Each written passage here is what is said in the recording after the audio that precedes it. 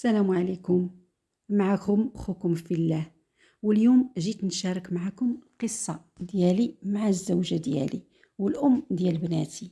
أنا تزوجت بواحد السيدة ما كان عندي ما نقول، متخلقة وبنت عائلة ومتربية ومدينة.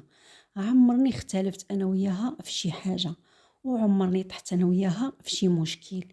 ديما كلمتي مسموعة، أغراضي مقضيين. كنا مفاهمين لواحد الدرجة كبيرة بزاف، عجباني ومقتنع بيها وهي حتى هي مقتنعة بيا، وأمورنا ماشية من داكشي الرفيع. حتى لواحد النهار اللي غنكتشف عليها واحد السر اللي خباتو عليا 18 عام. ايه الخوت، 18 عام وانا في دار غفلون. هاد السر اللي غيقلب ليا حياتي كامله. وكانت واحد الصدمه اللي فشلاتني، ما بقيت عارف لا ما نقدم ولا ما نوخر. وردة الفعل ديالي كانت خايبة وخايبة بزاف. غنعطيكم الخوت بعدا فكرة على شكون أنا سميتي محمد، في عمري 48 عام. كبرت في واحد العائلة متوسطة، المعيشة ديالنا على قدنا. الطفولة ديالي دازت عادية. عندي 10 ديال الخوت، 5 ديال البنات و5 ديال الدراري. واخا كنا كتار، تربينا أحسن تربية، ما عندناش وما خصناش. كبرنا على الحب والاحترام والصدق. ملي بديت كنكبر وبالضبط وصلت ل 18 عام، قررت نغير حياتي ونحاول نخرج من الوضع اللي كنت فيه. قررت نخدم على راسي ونكون مستقبل ديالي وندير وليداتي. في هاد السن هذا غيتوفى ليا الوالد الله يرحمه. تفارقت مع دارنا وخرجت، هاجرت لمدينة الدار البيضاء. احنا كنا ساكنين في القنيطرة. ملي وصلت للدار البيضاء عرفت المعاناة والقسوة اللي عمرني عشتهم. ما لقيت اللي يحن فيا، كل واحد دايها غير في راسو، الله سبحانه بوحدو اللي تيحن. بقيت غير مليوح في الزناقي، من زنقة لزنقة. نعست في الكراجات، نعست تحت الكاميوات، نعست في المحطات، ما خليت حتى شي بلاصة اللي ما نعستش فيها. يعني التكرفيس والتكرفيس ديال بصح. بقيت في هذاك الوضع لمدة 5 شهور، حتى غيحن عليا الله بواحد الخدمة. واش من خدمة؟ خدمت اخوتي كنقي حاشاكم الزبل من الزنقة. الخلصة ديالي كانت قليلة، يا الله قاداني كنخلص البيت اللي كنت ساكن فيه انا والدراري والماكلة ديالي وصافي هالخلصة مشات. الدراري اللي كانوا معايا حتى هما ظروفهم كتار مني، وكنا حامدين الله وشاكرينه. ما كنتش شي واحد اللي مبدير، كنت كنجمع الفلوس، وكنت مرة كنمشي لدارنا كنشوف الوالدة وكندور معها باللي قسم الله. والحمد لله بقيت في هاد الخدمة سنوات، وبشوية بشوية درت شوية ديال الفلوس. بقيت خدام على راسي حتى تعرفت على واحد السيد. هاد السيد قال لي واش تبغي تمشي للخليج تخدم. انا كانت عزيز عليه وكان كيشوف فيا غير المعقول، والحمد لله ما نكذبش عليكم الخوت، فرحت بزاف وجاوبته بلا ما نفكر. قال لي يلا تمشي، وإلا ما عجبكش الحال ارجع في حالك. الله يكتر خيره، عاوني وعاوني بزاف. كل شي داروا ليا هو، تكلف ليا بكل شي. غيوصل اخوتي النهار اللي غنسافر، شديت الطياره ومشيت توكلت على الله. الدنيا زوينه ومبدله، كان عالم اخر. كانوا معايا بزاف ديال المغاربه، ما حسيتش راسي براني. ملي وصلت سيدي خدمت في واحد الغيستو اللي علمتني بزاف ديال الحوايج. تعلمت نطيب فيها، تعلمت نتعامل مع الناس، كنت تعلمت نطيب المغربي الخليجي. كنا كنديروا فيها كاع انواع ديال الطياب. والحمد لله بديت كنستقر ماديا ومعنويا.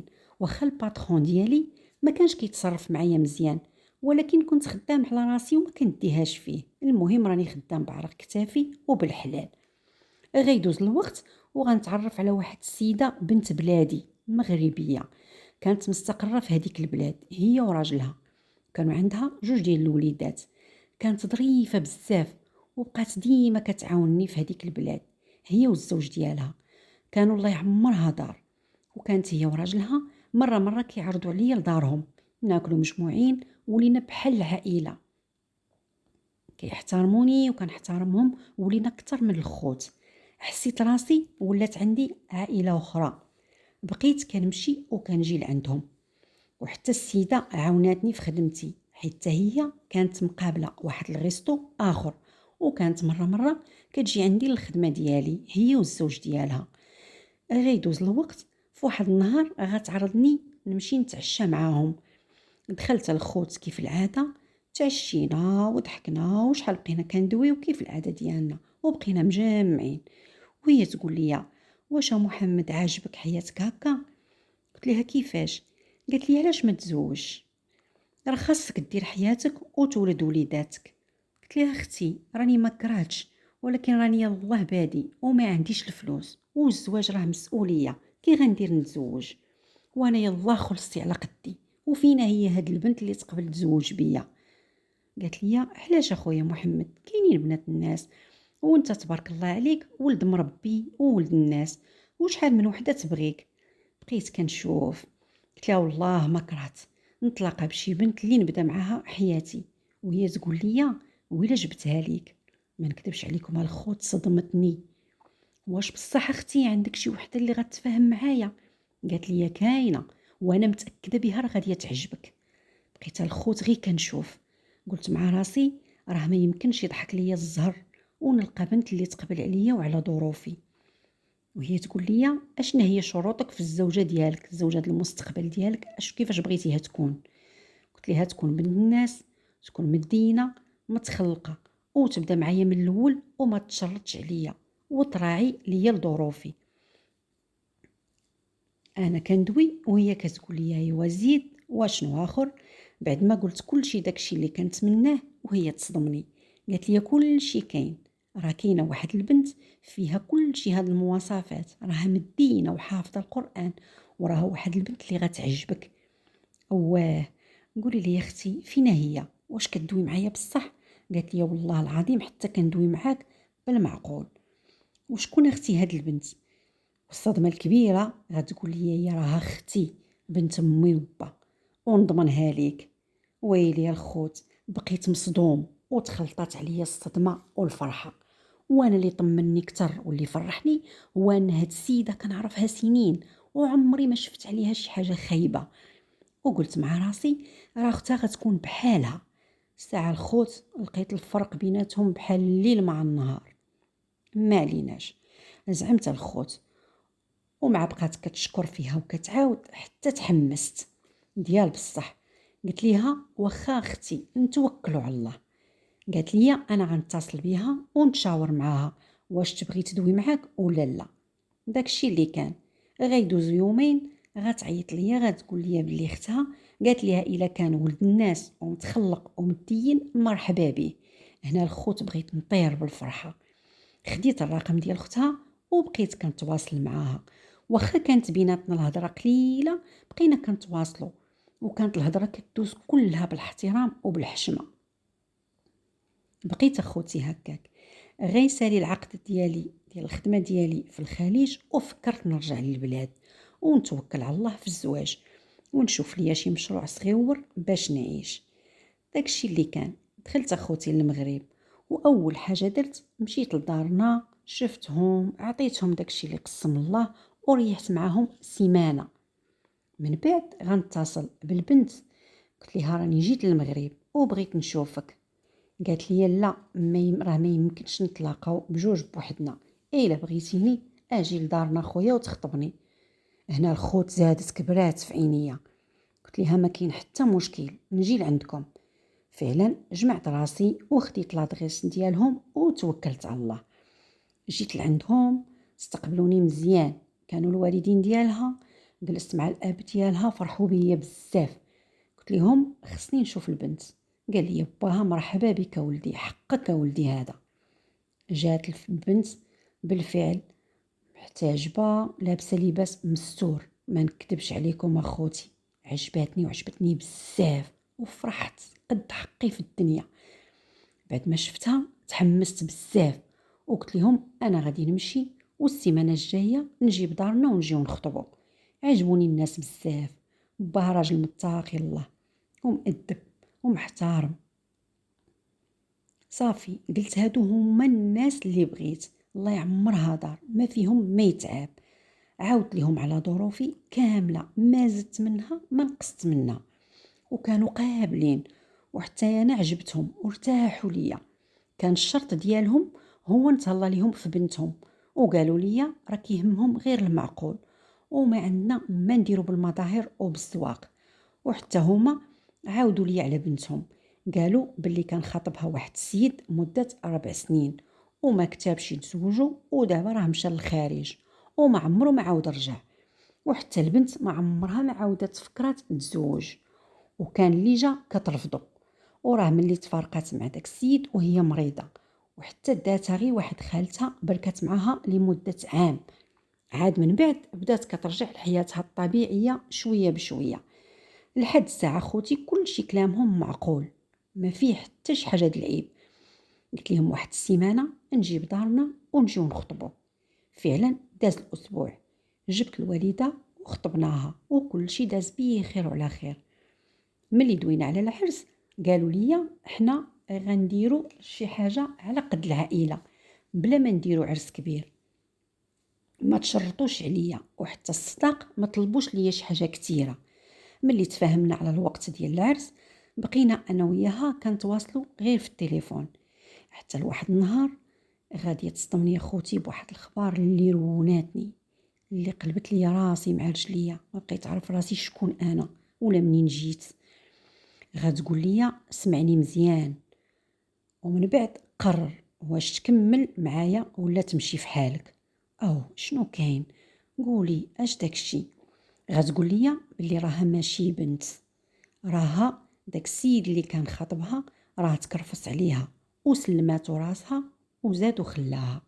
وقالت لي هذا راه السر ديالي وراني عمرني عاودتو لشي حد، ودابا اللهم نقولوا لك دابا ونصارحك باش تعرف راسك اش غدير. الا ما بغيتيش انا ما بغيتش نضحك عليك، المهم الا قبلتي عليا بالماضي ديالي مرحبا، والا ما بغيتيش الله يسهل عليك. غير نطلبك هادشي يبقى بيني وبينك وبقى ساترني. ما نكتبش عليكم، الدنيا دارت بيا، ما عرفت اش غندير ولا اش غنقول. قطعت الاتصال وبقيت كنخمم. البنت عجباتني وعمرت بها قلبي وعقلي، شنو غادي ندير؟ بقيت كنخمم شويه د الوقت، من بعد قلت مع راسي مادام هي صارحتني يعني راها ناويه غير الخير. وقلت ماشي مشكل، هاد السر غندفنوه انا وياها وما كاين باس ندوزوها. بالفعل رجعت اتصلت بها وفهمتها بلي هادشي غيبقى بيني وبينها، وقلت لها نساي الماضي صافي انا راني معاك. داز شويه د الوقت درنا العرس ديالنا اللي كان بسيط بزاف على قد الحال، واللي ما قديتش عليها انا داروها ليا دارهم وبخير والحمد لله. عرسنا وديتها للدار عند الوالده، جلسنا غير شويه معاها ومن بعد مشينا كرينا في واحد الدار ديال الوالد ديالها، قال لنا غير جلسوا فيها. داكشي اللي كان بقينا كنخلصوا غير ثمن رمزي واستقرينا في هذيك الدار. كان لتحت في هذيك الدار واحد القهوه مقابلها واحد الوليد هو ولد خالتها، ظريف ومقبول. كيف قلت لكم بقينا في هذيك الدار كلشي بخير وعلى خير، دوزنا عام وغيتزاد عندنا واحد البنيه غزاله فرحنا بها بزاف. ومن بعد 4 سنين تزادت واحد البنيه اخرى وكبرنا العائله والحمد لله امورنا ماشيه مزيان ومن داك الشي رفيع. كنت دبرت على واحد الخديمه وعايش مع مراتي وبناتي مرتاحين.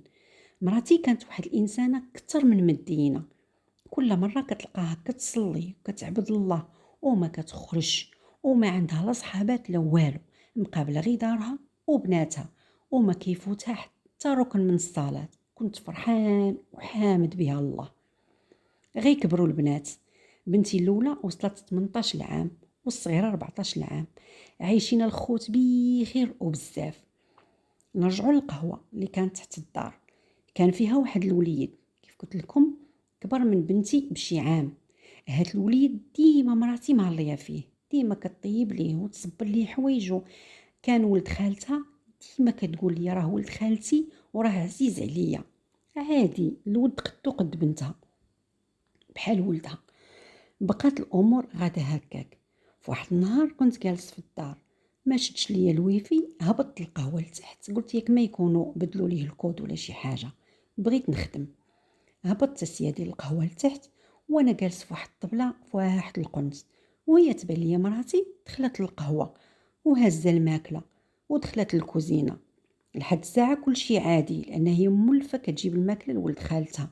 بقيت جالس واحد شويه كنسمع الغوت خارج من الكوزينه. اش واقع؟ جيت حدا الكوزينه كنسمع مرتي كتبكي وهو كيسب فيها وكيقول ليها ما كنعرفكش، علاش تخليتي عليا وعطيتيني لخالتك تربيني، والولد كيبكي، علاش تخليني نسمع هاد الاخبار من عند البراني، علاش ما قلتيهاش ليا نتيا؟ شنو هاد الكلام؟ شكون هو هاد الولد؟ بغيت نحماق، ما حسيتش راسي حتى دخلت الكوزينه. قلت لهم اشنو كنسمع؟ بقيت كنخبط في يدي وفي وجهي، وهنا كانت صدمة العمر ديالي.